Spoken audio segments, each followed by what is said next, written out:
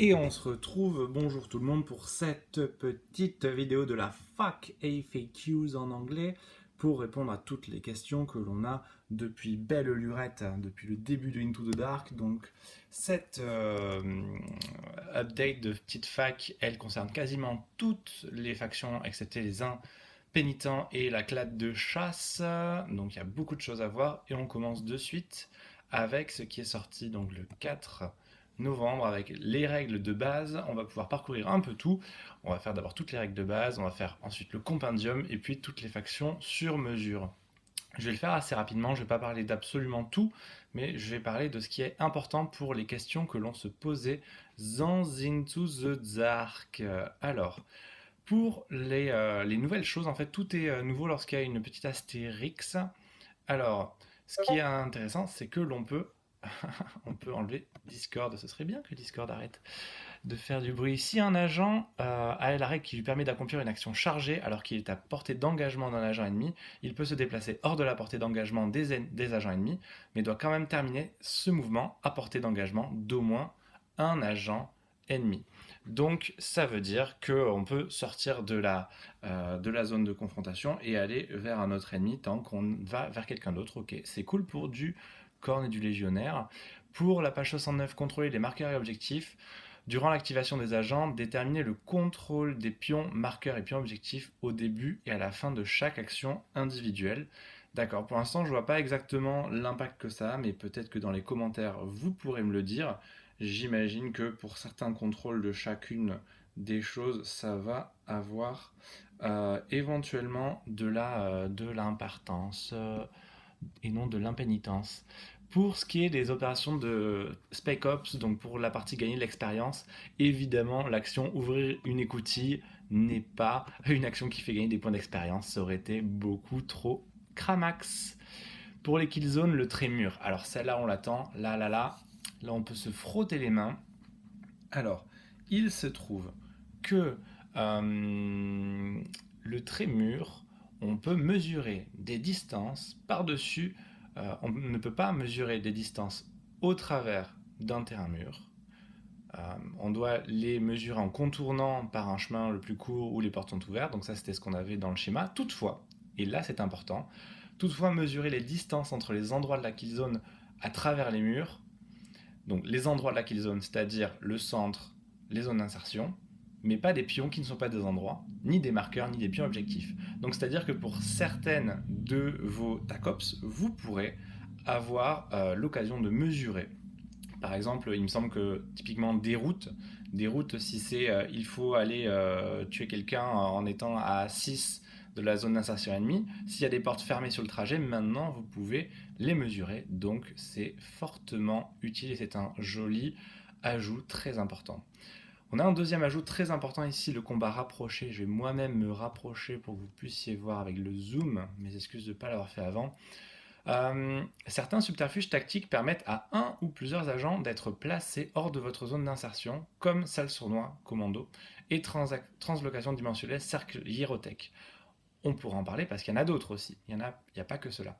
Dans une bataille qui utilise les règles de combat rapproché, vous ne pouvez pas le faire. Oh là là. Alors que c'était tellement magnifique et tellement fumé de le faire avec deux fois pour les commandos. Et non, maintenant ce n'est pas possible, ce ne sont plus les mêmes règles. À la place, vous pouvez utiliser ces subterfuges tactiques seulement une fois par bataille. Ok, donc maintenant c'est vraiment une fois par bataille. Au début de la première phase d'affrontement. Et ils permettent à un agent spécifié par le subterfuge se trouvant entièrement dans votre zone d'insertion d'accomplir une action de mouvement normal et ou, donc c'est bien le et ou, actionner les coutines avant que le moindre agent ne soit activé. Donc au final, votre Deathmark Hierotech ne pourra pas aller en plein milieu d'une salle toute seule pour pouvoir aller juste à côté d'un objectif. Ça aurait été trop beau que ça puisse rester là. Et je pense qu'on va pouvoir dire au revoir à notre Deathmark dans Into the Dark, mais ça on le verra. Alors j'en profite aussi pour déjà dire qu'il y a une petite interrogation sur sur les interclades, parce que par exemple, comme le dit Perbless dans un des discords ci-dessous, cette question-là, comment ça marche avec le subterfuge tactique de position cachée? Est-ce qu'il faut que la dissimulation reste encore de pair avec le fait d'activer ça, ou est-ce qu'on l'annule vu que maintenant on a une sorte de règle un peu universelle pour les sortes de frappes en profondeur? C'est encore quelque chose qui va devoir être éclairci.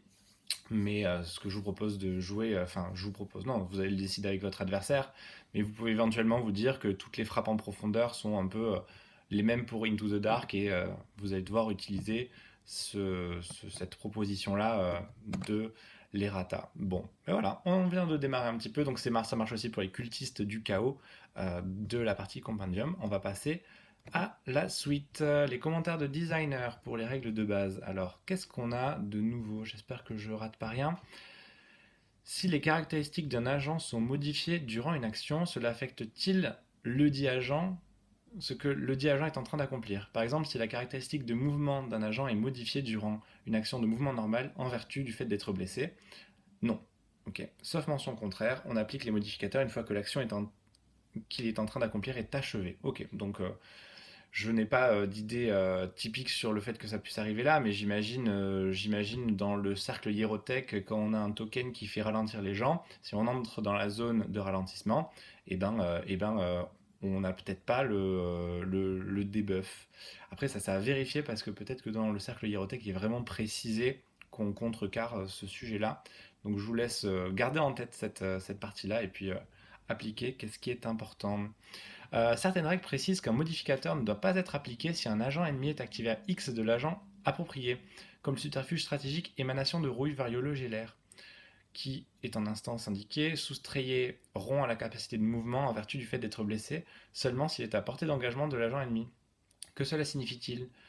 N'appliquez pas ce modificateur spécifique sauf si l'agent est activé à X de l'agent approprié, par exemple le mouvement et le modificateur spécifique. Dans cet exemple, le mouvement est le modificateur spécifique, d'accord. Euh, donc c'est lorsque on active, donc c'est lors de l'activation, c'est pas quand on se rapproche à côté. Et on a une variance qui est là dans le mouvement. Bon, j'ai pas tout pigé parce que je connais pas les Gellerpox, mais j'espère que vous comprendrez vous-même à la maison. Est-ce que j'ai d'autres parties avec des petites astérix?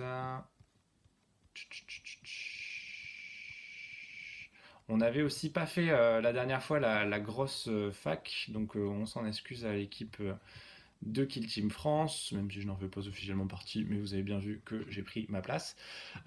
Euh, du coup, cette fois-ci, on va pas parler de ce qu'il y avait dans la fac d'avant, qu'on n'avait pas parlé dans la dernière vidéo, mais on parle que vraiment des nouvelles de novembre.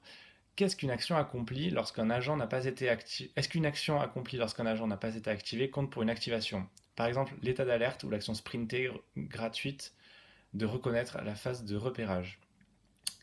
Alors, ben, ils disent non.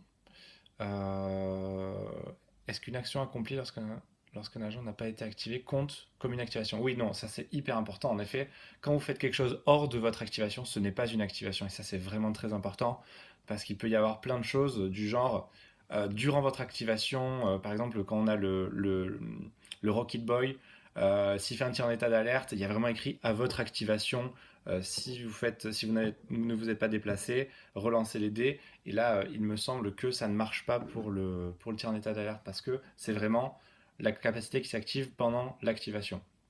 Alors, nouvelle question.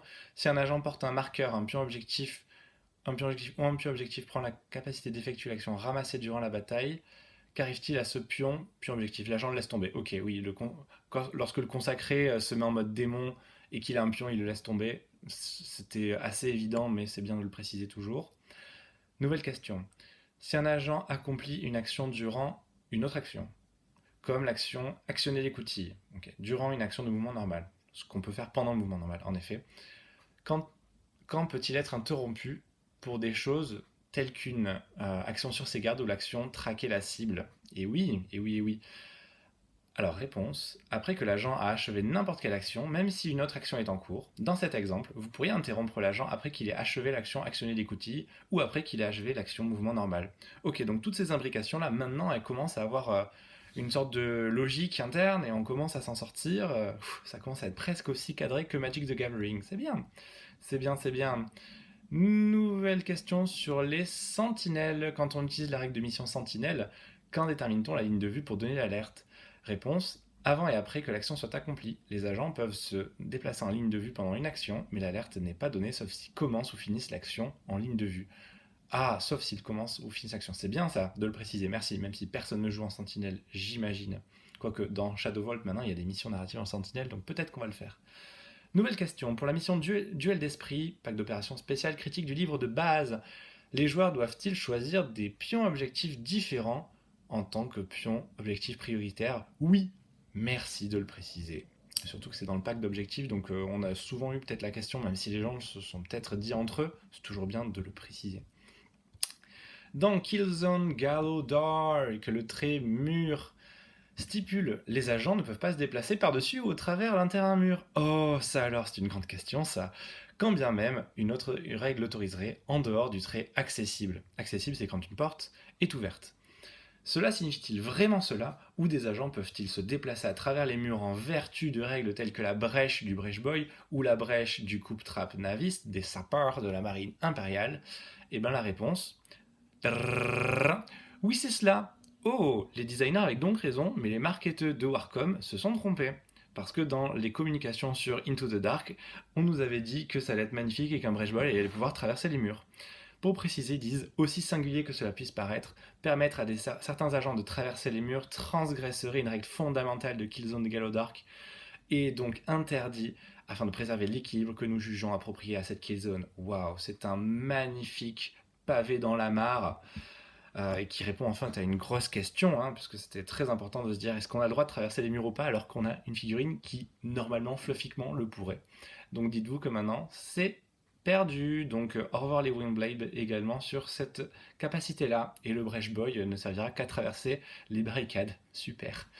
Alors, on continue dans les questions très importantes sur Into the Dark. Question: sur les plans de mission Killzone Gallo Dark, la position des écoutilles indique-t-elle la direction dans laquelle la trappe s'ouvre? Oh non. Non, elle identifie seulement l'orientation des murs longs avec écoutilles. Je pense qu'ils ont oublié, notre graphiste a été tellement nul ou alors on n'a tellement pas eu le temps qu'en fait, ça n'a pas d'intérêt. Magnifique. Ok, surtout que ça va continuer avec la question suivante. Question: dans Killzone Gallo Dark, est-ce que la trappe d'une écoutille ouverte fournit du couvert et est masquante? Réponse: oui. Traiter les lignes de couvert qui passent en dessous comme s'il la franchissait. Alors oui, ça va aussi de pair avec une des règles primordiales qui était que si votre élément il est à ras du sol, vous le comptez comme dans la ligne de vue, on l'avait vu, ou sinon on l'ignore comme avec le tuyau de l'usine Doctarus, de la petite pompe à pétrole. Donc maintenant, on sait qu'on a des portes qui ne sont pas vraiment définies dans les terrains, mais qui en même temps ont un impact. Donc selon comment vous allez monter votre terrain, eh ben, votre équilibre de Killzone va peut-être un peu changer. Bon, c'est pas grand-chose, mais il y a eu un petit aveu de faiblesse là sur ça. Question: dans Killzone Galodar, comment résout-on les règles qui requièrent qu'un agent saute à une certaine distance d'un terrain lourd? Réponse: résolvez ceci en utilisant seulement les piliers et les extrémités de mur, à l'exclusion des extrémités de mur pour les écoutilles, et le terrain lourd des suppléments à Killzone Galodark. Exemple: matériel vétuste. Ok. Donc, lorsqu'un terrain est indiqué comme lourd dans la partie narrative des éléments, on les utilise. Et sinon, voilà, c'est les piliers et les extrémités des murs, hormis les écoutilles. Hmm. Ben, c'est important ça, mais vous allez le voir plus tard que en fait, certains TACOPS qui étaient de faction avec cette histoire-là, en fait, sont totalement bannis. Donc il y a un peu moins de sujets, mais c'est vrai qu'il y en a quand même pour certains TACOPS de base, il me semble. Combat rapproché, on continue dans Into the Dark. Question: comment fonctionne l'action se mettre en garde quand l'agent doit accomplir une action tirée avec une arme spécifique, comme discipline du bolter, exalté de l'Arcanas Astartes, d'Aka Sprint? Réponse: l'agent peut accomplir l'action se mettre sur ses gardes tant que l'arme correspondante est choisie s'il accomplit une action état d'alerte ou un état d'alerte à bout portant durant euh, l'attaque consécutive. Ok, donc en gros oui, on garde des restrictions de ce que je comprends. Ça c'est particulièrement important avec discipline du bolter, j'imagine, de l'avoir clarifié.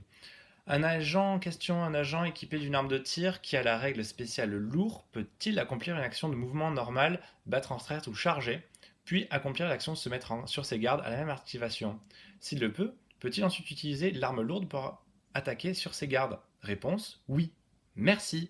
Donc maintenant, les armes lourdes ont encore plus d'intérêt dans Into the Dark, ça fait plaisir pour l'arme spéciale des Breachers, des sapeurs qui était un peu la mal-aimée de l'ensemble, ou juste l'arquebuse des Hunterclade. Donc pourquoi pas leur proposer une nouvelle vie grâce à cette nouvelle proposition. Question. Si un agent neutralise un agent ennemi dans une action de combat d'écoutille, est-ce que les règles qui prennent effet quand un agent ennemi est neutralisé en combat, à portée d'engagement ou à triangle fonctionnent toujours comme l'OP tactique, volée et saccagée? Ouh, la réponse est oui. Donc, ce qui est bien, c'est que quand on est dans un combat d'écoutille, on peut avoir un ennemi qui est entre triangle et rond. Donc, la portée de l'indication de la portée d'engagement est indiquée comme plus grande. Ça fait plaisir. Ça aurait été en effet des kills un peu ratés dans l'eau, des coups d'épée dans l'eau pour notre Tacops. Question, est-ce qu'un agent peut accomplir une action de combat d'écoutille en tant qu'attaque sur ses gardes, car une action combat d'écoutille est-elle traitée comme une action combattre? La réponse est oui. Bon, c'est bien. Donc, comme je vous disais tout à l'heure, des fois, quand on est entre triangle et rond, ben, on n'est pas à portée d'engagement, mais on peut quand même faire le combat d'écoutille. Donc, ça compte comme une action combattre. Très bien. Si j'interromps l'activation d'un agent ennemi avec se mettre sur ses gardes, mais que je ne peux pas achever d'attaque sur ses gardes, est-ce que mon agent est toujours sur ses gardes? Par exemple, il ne pourrait plus avoir de cible valide, comme quand un joueur novice utilise l'action de foi aura aveuglante. Donc la réponse est oui.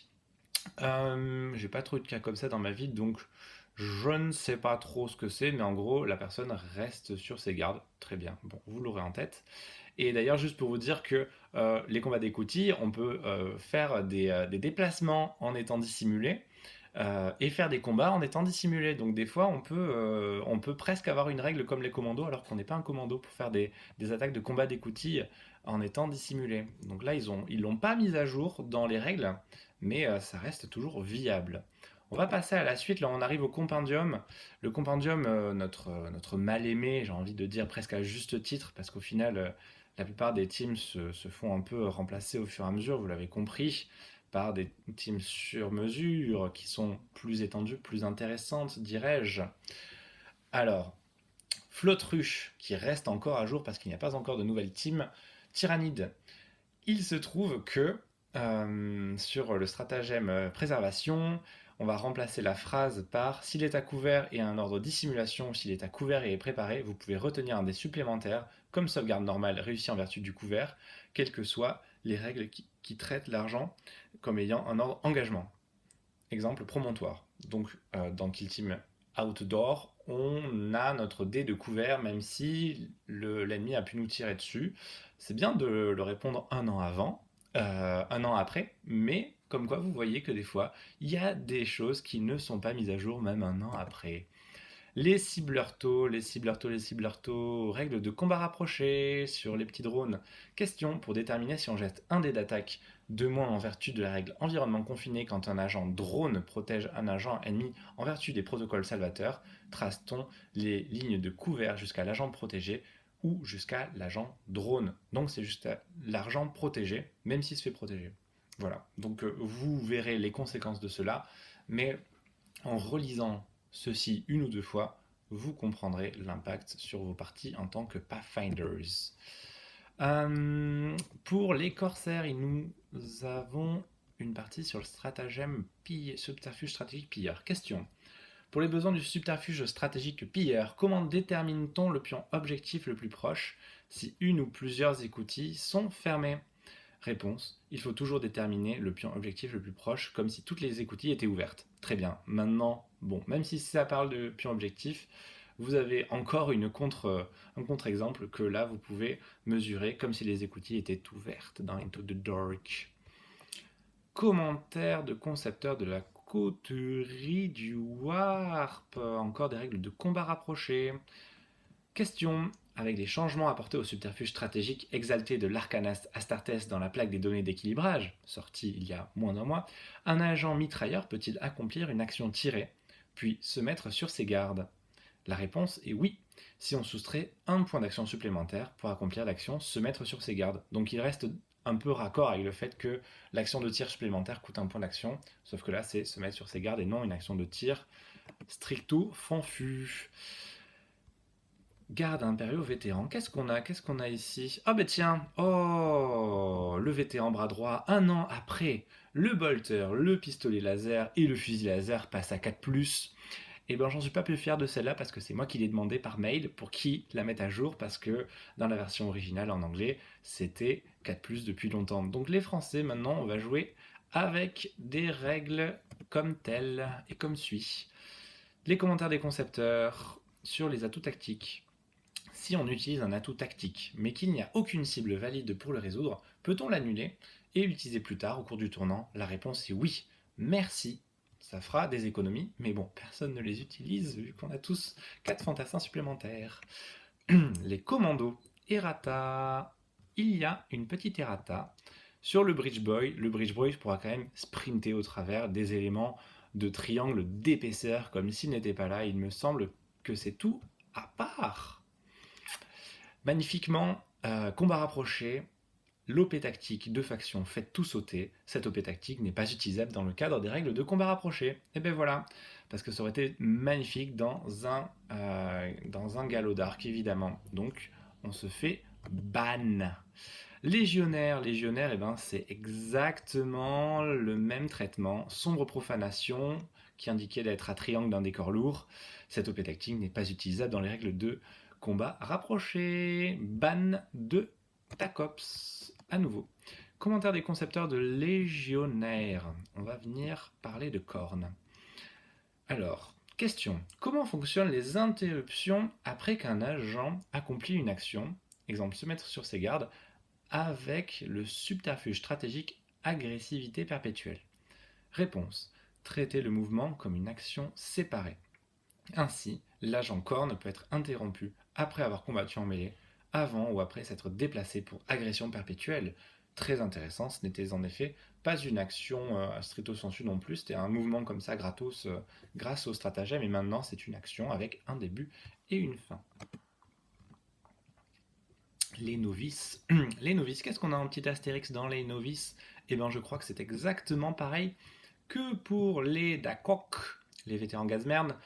Maintenant, si vous ne le saviez pas, je vous l'indique, eh ben, tous les équipements marqués d'un plus peuvent être pris 2 fois au lieu d'une en version française, parce qu'en VO, c'était possiblement pris 2 fois. Donc merci aux gens du Discord de nous l'avoir indiqué, et je me suis permis de faire un petit mail à Games, et c'est pour ça que c'est mis à jour. Voilà. Équipe d'attaque Phobos. Donc, comme on n'avait pas fait la dernière version de la fac, bon, il y en a beaucoup en fait qu'on aurait pu traiter, mais on va quand même traiter, comme je vous ai dit, que ce qui naît avec une astérix.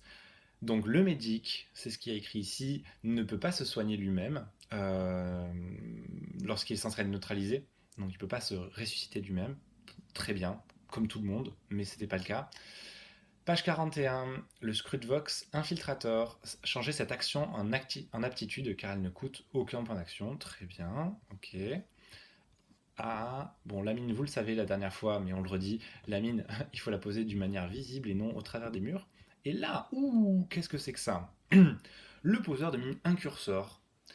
L'arme à mine disruptrice. Remplacer la règle touche critique étourdissant, qui ne servait à pas grand-chose, par interférence. Chaque fois qu'un agent ami effectue une attaque de tir avec cette arme, à l'étape jetez les dés d'attaque de cette attaque de tir. Si vous retenez une ou plusieurs touches critiques, Tirez 1. La cible ne peut pas se déplacer davantage à cette activation. Très bien. Tirez 2. Soustrayez 1 au point d'action restant à la cible pour cette activation, le cas échéant. S'il ne s'agit pas de l'activation de la cible, soustrayez 1 au nombre de points d'action qu'elle génère à sa prochaine activation. Waouh! Ce n'est pas un modificateur à la caractéristique de LPA de la cible, donc ça peut marcher pour les... Ils ne connaîtront pas la peur de certains marines si on fait des matchs miroirs. Donc ça c'est étonnant parce que c'est une fac mais ça ressemble à une balance data slate en fait parce que c'est pas une erreur stricto sensu, c'est une transformation de la règle pour des questions presque d'équilibrage. Mais bon voilà, on l'a et on va en être content. C'est un peu aussi le cas pour la grenade choc qui passe à 2 PE à la place de 3 PE. Mais ça c'est plus habituel parce que ben, elles étaient toutes à 2 PE il me semble dans les autres équipes. Les commentaires de concepteurs, il n'y en a pas en bas de nouveau, il y en a un sur le côté ici.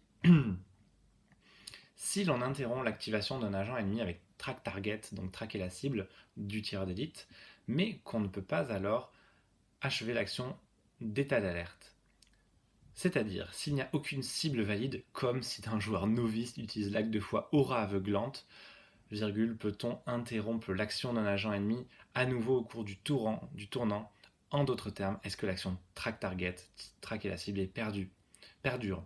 Oui, si vous avez changé l'ordre du tireur d'élite pour accomplir l'action état d'alerte non résolu, annulez ce changement. C'est très sympa parce que depuis la dernière fac où il y avait l'acte de foi qui permettait de... Enfin, c'est qu'en fait, c'était cette interface qu'on n'avait jamais vue et qui était en effet une des petites questions. Donc là, vous voyez, on peut revenir en arrière sur notre état d'alerte. Il y a beaucoup de revenir en arrière de choses gratuites, donc ça fait plaisir. On n'a pas trop de peur de se faire avoir en fait sur ça, ça se fait plaisir. Les sapeurs de la marine impériale, comme c'est l'errata numéro 1.0 pour l'instant, tout est neuf. L'abatteur Navis, oui, en effet, sa hache était considérée comme une arme de tir, mais c'est bien une arme de mêlée. Il ne faut pas se fourvoyer sur ce point, de toute façon, il n'y avait pas de portée, même s'il aurait pu ne pas en avoir. Page 41, le Hoplite Navis, aptitude de protecteur, remplacer la partie correspondante de la dernière phrase par à moins que l'agent ennemi soit au moins un rond plus haut que lui. Donc, ouais, juste une question de hauteur qui est spécifiée très bien. Sur le commentaire des concepteurs, dans le noir, si un agent est sous l'effet d'une règle qui l'empêche d'être activé et ou le traite comme ayant une caractéristique d'activation de groupe de 1, exemple l'omnibrouilleur, peut-on utiliser l'aptitude pour activer le dit agent? Non. Bon, ben c'est quand même pas mal que ça se soit géré pour pas avoir d'abus non plus. Varioleux, j'ai l'air, commentaire de conception, donc ça aussi c'est tout nouveau. Donc ça vous allez le voir aussi chez les Elucia. En gros, Vulgar le 3 fois maudit est un personnage nommé, donc c'était l'ajout de ces personnages-là, on en espère d'autres, moi j'espère Calcius ou les fantômes de Gont qui seraient des personnages nommés. Donc en narratif, s'ils se font tuer, on peut les reprendre, mais on ne peut en avoir qu'un seul dans sa plaquette de données. Ça me semble très logique, mais c'est bien de le préciser parce que en effet, la question, elle n'était pas vite répondue. Même si avec votre adversaire, j'espère que vous aurez pu le voir, sinon vous n'avez plus de leader. Pour les corsaires des Lucia, on a exactement la même question en bas, mais on en a deux autres. Question, si on utilise un élément d'appui corsaire, mais qu'il n'y a aucune cible valide pour le résoudre, peut-on annuler cet élément d'appui et l'utiliser à nouveau plus tard au cours du tournant? Oui, c'est comme les vétérans. Guardsmen, on est remboursé. Ça fait plaisir qu'on soit remboursé. Question, quand on utilise le subterfuge tactique bien entraîné, peut-on choisir un autre agent préparé comme spécifié, mais utiliser alors un élément corsaire d'appui à la place? La réponse est non. Donc, vos doubles activations, ce sont des doubles activations, ce ne sont pas des filouteries pour faire des éléments d'appui. Très bien, merci Games. Parenté d'Exo-Roudeur, une seule fac pour les ratas. Équipement balle perçante et balle toxique. Ajoutez ce qui suit aux deux objets, à moins que l'agent soit équipé d'un fusil croûte. Cette arme a la règle spéciale portée à 6 pouces, parce qu'il y avait des petits malins qui essayaient d'augmenter la portée de leur pistolet en utilisant des balles. Non, non, non, non, non, messieurs les petits malins, ça marche pas comme ça la vie. Alors, parenté d'Exorodeur, commentaire de concepteur. Ah, en voilà une qui est importante. Est-ce que le subterfuge tactique contrat de mercenariat permet de choisir une OP tactique parmi n'importe quel archétype non choisi, ou seulement parmi les archétypes non choisis auxquels la kill team a accès? Non. La réponse est n'importe quel archétype non choisi, c'est-à-dire y compris infiltration et sécurité, qui n'étaient pas les archétypes de cette kill team. Donc on est sur un panachage tout à fait large, c'est presque encore de l'équilibrage ça aussi, hein. C'est très intéressant de pouvoir ensuite aller chercher des très bons TACOPS pour ensuite marquer notre balance de books ou équilibrer les comptes pour être sûr de les marquer, avoir vraiment 6 points de TACOPS tout à fait possible. Et sachant où sont les croûtes en ce moment, ils en ont de temps en temps bien besoin. Big up à ceux qui aiment les croûtes, évidemment. Clade de chasse, alors, ça je voulais juste vous le dire, ça m'a fait marrer. En fait, elle n'a pas été mise à jour celle-là pour une bonne raison, c'est que la seule chose qui était à errater dans le White Dwarf a été erratée dans l'annual. Donc maintenant, il n'y a plus besoin d'avoir une errata pour les clades de chasse pour l'instant, donc on est content. Mais comme je vous disais en commentaire de concepteur, au tout début, on a toujours cette question-là de subterfuge position cachée. Est-ce que la question du besoin d'être en dissimulation reste un prérequis pour faire notre mouvement gratuit en utilisant ce CP pour ouvrir une porte et faire un mouvement normal. Toujours pas de réponse, mais on l'aura à la prochaine fac, sinon voyez avec vos amis. Et en dernier, on a un petit oubli en français. Il n'y avait pas de Kill Team intercession, donc je relis au cas où, non, ils n'y sont pas. Donc je suis allé la chercher en anglais. Comme ça, on ne l'oublie pas. Designer Commentary, Warmer Community Download. Alors, question. If a rule treats an operative as being injured regardless of any rules that say they cannot be injured. Donc, je vous le fais la traduction petit à petit.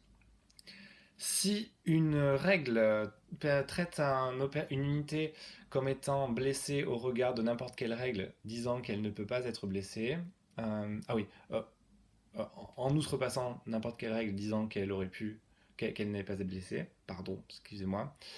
Exemple, Rust Emanation Strategic Ploy, donc superfuge stratégique de Gellerpox. Est-ce que méthodique des chapters tactics continue d'ignorer la ballistic skill et la CT et la CC? Donc la réponse est non. Donc pour le faire dans l'ordre de ce que je comprends, parce que je le lis en direct.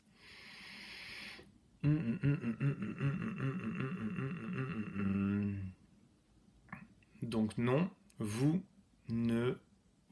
n'ignorez pas les modificateurs. Donc si non, vous ne les ignorez pas, ça veut dire que oui, vous les ignorez. Ok, je crois. Ouf, c'est compliqué. Je vous laisse 4 heures pour les questions de logique interne. Donc si un opératif de l'Intercessor Square est incapacité durant une activation, est-ce que je peux utiliser Wrath of Vengeance, Tactical Ploy gratuitement, ou est-ce que des restrictions ou est-ce que les restrictions d'action continuent de s'appliquer? Donc la réponse c'est les restrictions d'action continuent de s'appliquer. Donc avec Bolter Discipline, si cet agent a déjà fait un shoot pendant son activation, tu peux pas profiter de Wrath of Vengeance pour faire un troisième shoot de filou.